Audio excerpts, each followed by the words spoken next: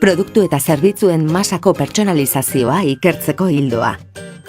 Jarduera eremuak.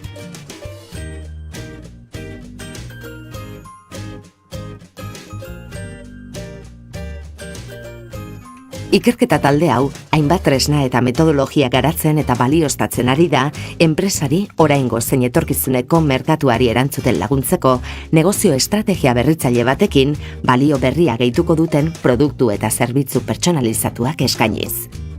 Negozio eredu berrietan hainbat teknika garatu dira horiek aztertu, diseinatu eta merkaturatzeko, eta pertsonaliza daitezkeen zerbitzuak berritzeko ereduen diseinuan ere aurrera eginda, erabiltzaile, bezero eta erakundeekiko lankidetza irekiko testu inguruetan.